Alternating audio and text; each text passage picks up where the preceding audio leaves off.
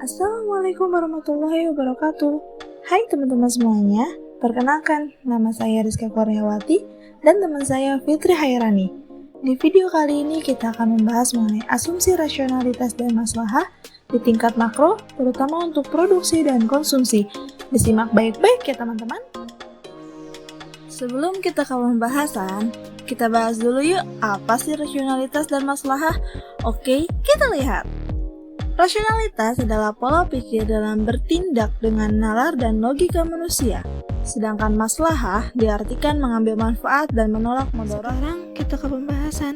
Pembahasan yang pertama yaitu rasionalitas dalam konsumsi Islam. Rasionalitas dalam konsumsi Islam mengedepankan maqasid syariah, yang dimana maqasid syariah di dalam konsumsi ini terbagi menjadi 3.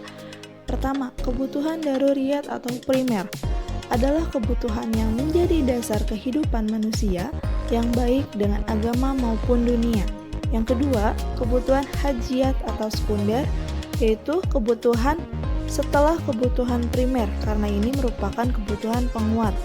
Yang ketiga, yaitu kebutuhan tahsiniyat atau kamaliyat yang berupa tersier atau pelengkap. Kebutuhan ini yang sama sekali tidak mengancam salah satu hal pokok dalam kebutuhan primer, sehingga kebutuhan ini muncul setelah terpenuhinya kebutuhan daruriyat dan kebutuhan hajiat.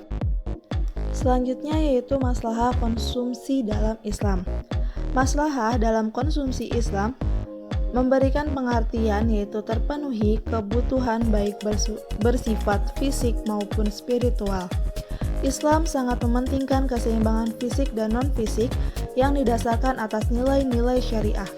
Seorang muslim untuk mencapai tingkat kepuasan harus mempertimbangkan beberapa hal, yaitu barang yang dikonsumsi adalah halal, baik secara zatnya maupun cara memperolehnya, tidak bersifat israf atau royal, dan tabzir atau sia-sia. Bismillahirrahmanirrahim.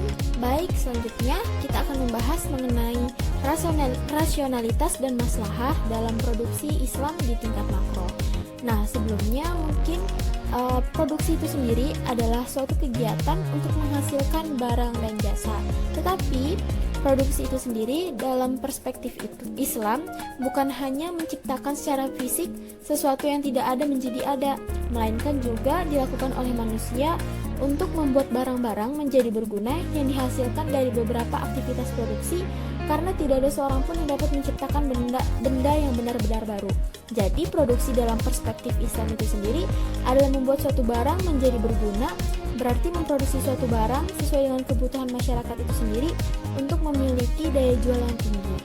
Nah, produksi dalam Islam ini memiliki 3 aspek penting. Yang pertama yaitu mengenai bagaimana akhlak, akidah dan juga akidah. Nah, yang pertama mengenai akhlak yaitu ada nilai ilahiyah, yang kedua ada nilai robbaniyah. Nah, dalam nilai robbaniyah ini dibagi juga menjadi konsep istihlaf, manusia sebagai khalifah, dan juga sesuai dengan maqasid syariah, yang mana menjaga agama, menjaga jiwa, menjaga akal, keturunan dan juga harta. Sedangkan yang kedua yaitu produksi dalam Islam dalam konsep syariah atau hukum Islam, yang mana ada fardu kifayah dan juga menurut kaidah. Yang ketiga, produksi sesuai dengan akhlak, yaitu menghindari negatif eksternalitas, efisiensi sumber daya alam, inovasi, mengutamakan daruriyat, dan juga untuk bertujuan untuk kemaslahatan masyarakat umum. Sekian, kurang dan lebihnya mohon maaf. Wassalamualaikum warahmatullahi wabarakatuh.